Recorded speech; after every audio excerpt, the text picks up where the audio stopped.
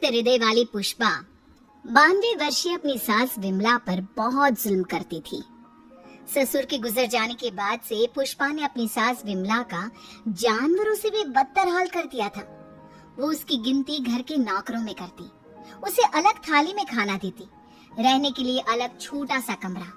ये सब देख पुष्पा के पति आलोक को बेहद दुख होता, लेकिन वे चाह कर भी ना कुछ कह पाते ना कुछ कर पाते। एक तरफ उसकी 92 वर्षीय वृद्ध माँ थी, तो दूसरी तरफ उसकी धर्मपत्नी। वो करता भी तो क्या करता, वो असमंजस में पड़ गया था।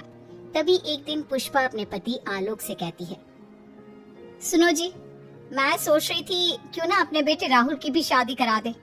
देखो ना, घर का सारा काम मुझे अकेले करना पड़ता है और वो बुढ़िया की देख रेख भी मुझे ही करनी पड़ती है। मुझसे नहीं होता ये सब। ठीक है, हम राहुल के लिए लड़की देखना शुरू करते हैं। वैसे भी अब उसकी उम्र हो चुकी है। पुष्पा राहुल की शादी के बारे में सोचकर मन ही मन खुश होने लगती है। दरअसल पुष्पा अपने लिए एक ऐसी बहू की तलाश में है जो गाय से भी ज्यादा सीधी और कोयल से भी ज्यादा मीठी हो। बहुत ढूंढने और जांच परखने के बाद देविका के साथ आखिरकार उसकी तलाश पूरी होती है। वो देविका को राहुल के लिए पसंद कर लेती है और एक अच्छा सा मुहूर्त देखकर उनकी शादी करा देती है। ऊंचे संस्कार और सरल स्वभाव वाली देविका ने ससुराल में पहले दिन से ही सबका दिल जीत लिया। वो रोजाना अपने ससुराल में दिन की शुरुआत पूजा पाठ से करती और सबका अच्छे से ख्याल रखती। एक दिन देविका सबके लिए डाइनिंग टेबल पर प्लेट लगाती है। सभी लोग टेबल के पास आकर बैठ जाते हैं। देविका अपनी दादी सास का भी हाथ पकड़कर उन्हें डाइनिंग टेबल पर बिठाती है और उन्हें खाना परोस ही रही होती है कि पुष्पा उसे रोक लेती है। ठहरो देविका। क्या हुआ मम्मी जी? देविका, तुम इस घर में नई हो इसलिए शायद तुम्हें पता नहीं। तुम्हारी दादी सास के लिए अलग थाली है, वो इस थाली में नहीं खाती। देविका मुड़कर विमला की तरफ देखती है और फिर अपनी सास पुष्पा से प्रश्न करती है, लेकिन मम्मी जी, रसोई में तो यही प्लेट थी। तुम यहीं ठहरो, मैं इनके लिए प्लेट लेकर आती हूँ। पुष्पा रसोई में किसी कूड़ेदान की तरह पड़ी प्लास्टिक की प्लेट लेकर आती है और उसी में विमला के लिए खाना लगाती है। जब ये सब देविका देखती है तो वो आश्चर्य में पड़ जाती है और फौरन उठकर रसोई घर से दूसरी प्लास्टिक की प्लेट भी ले आती है। अरे बेटा, ये दूसरी थाली तो किसके लिए लाई है? देविका मासूमियत के साथ जवाब देती है, आपके लिए मम्मी जी। हाँ, मेरे लिए? पर क्यों? माँ जी, जब आपने अपनी सास यानी मेरी दादी सास को प्लास्टिक की प्लेट में खाना लगाया तो मैं समझ गई कि यह जरूर आपके घर की कोई परंपरा होगी, इसलिए मैं आपके लिए भी ये प्लास्टिक की प्लेट ले आई। अब आप अपनी सास के लिए इस प्लेट में खाना लगा दीजिए और मैं अपनी सास के लिए इसमें खाना लगा देती हूँ। देविका की बातों से पुष्पा हैरान हो जाती है। वो सोच में पड़ जाती है कि वो अपनी बहू देविका की मासूमियत पर खुश हो या फिर उसकी नासमझी पर दुखी। इसी तरह दिन बीतते चले जाते हैं और अब देविका को घर का माहौल और सास का स्वभाव सब समझ में आने लगता है। एक दिन सुबह पुष्पा अपनी सास यानी विमला को उसके कपड़े धोने के लिए कहती है और ये सब दूर से देविका देख लेती है। उसके कुछ ही समय बाद देविका आती है और अपनी सास पुष्पा से कहती है, मम्मी जी, मैंने घर का सारा काम कर लिया है। कपड़े, बर्तन, झाड़ू, पोछा सब लगा लिया है। अब मैं आपके पैर दबा देती हूँ। अरे लेकिन बेटा, तूने कपड़े नहीं धोए? मेरे कपड़े तो अंदर कमरे में ज्यों के त्यों पड़े हैं। मैंने आपके कपड़े नहीं धोए मम्मी जी। आप जब दादी से बोल रही थी ना कि आज उन्हें अपने कपड़े खुद धोने होंगे, तो मैंने सब सुन लिया था। फिर मुझे लगा आज पूर्णिमा भी है, इसलिए शायद ये आपके घर की कोई रस्म होगी, तो मैंने आपके कपड़े भी नहीं धोए मम्मी जी। देविका की बातें सुनकर पुष्पा अपना सर पकड़ लेती है और मन ही मन कहती है, ये तो जरूरत से कुछ ज्यादा ही सीधी है। अब क्या करूं मैं इसका? इस बुढ़िया ने मुझे परेशान करके रख दिया है।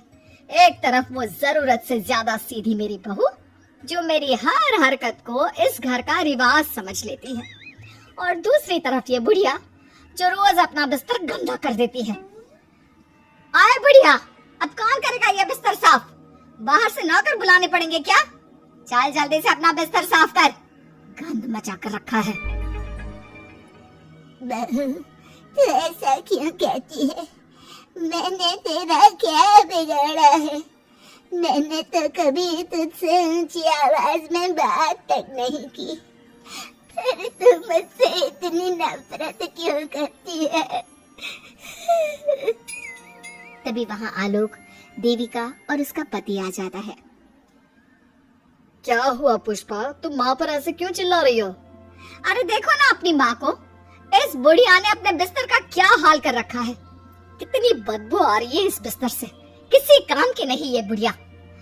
आप एक काम क्यों नहीं करते, इस बुढ़िया को वृद्धाश्रम क्यों नहीं छोड़ आते? आलोक ये सुनकर परेशान हो जाता है।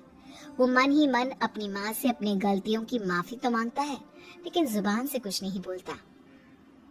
बहू ऐसा मत कर बेटा, तू जैसा बोलेगी मैं ठीक वैसा ही करूंगी। मैं अभी इस बिस्तर को साफ कर देती हूँ, पर प्लीज मुझे इस घर से मत निकाल।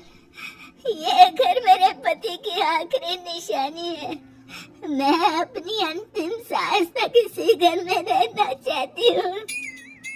माँ जी, दादी सास का बिस्तर मैं साफ कर दूंगी और अब से आपको कोई शिकायत का मौका भी नहीं दूंगी। आप प्लीज दादी को वृद्धाश्रम मत भेजिए।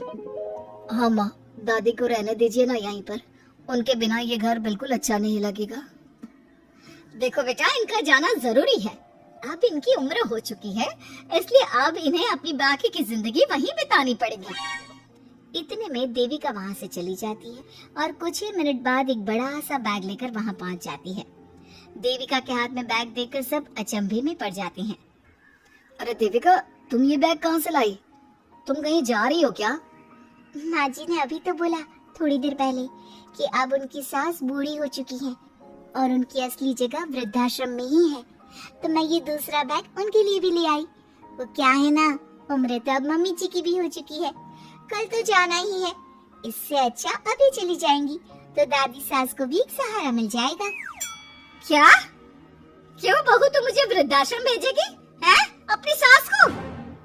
मम्मी जी, अगर आप इस परंपरा का पालन करेंगी तो मुझे भी तो इस परंपरा का पालन करना पड़ेगा ना। मैं बिल्कुल आपकी तरह बनना चाहती हूँ। मेरी माँ कहा करती थी, ससुराल में बिल्कुल अपनी सास के नक्शे कदम पर ही चलना, जैसा वो करे और जैसा वो रहे ठीक वैसा ही रहना। तभी मैं एक अच्छी बहू बनने में कामयाब हो पाऊंगी ना सासू माँ। देविका की ये बातें सुनकर पुष्पा की आंखों में आंसू आ जाते हैं। देविका की बातों में उसे मासूमियत के साथ साथ आज बहुत सी चीजें सुनाई देती हैं, जो चीख चीख कर बताती है कि वो आज तक कितना गलत करते आई हैं। बेटा, तूने तो मेरी आंखें खोल दी। अपने ससुर के देहांत के बाद मैंने न जाने अपनी सास पर कितने अत्याचार किए, उन्हें कितना जलील किया, खरी खोटी सुनाई। आज अगर तू नहीं होती तो मुझे कभी अपनी गलतियों का एहसास तक नहीं होता। देर से ही सही, आपको अच्छी बुरी का एहसास हुआ, यही बहुत बड़ी बात है। मम्मी जी, तो अब आपके सामान का क्या करना है? अरे जा जाकर इसे मेरे कमरे में रख कर आ जा। अब कोई कहीं नहीं जाएगा, सब यहीं साथ में रहेंगे। बहू, मुझे समझ में नहीं आ रहा मैं तेरा किन शब्दों में धन्यवाद कहूँ।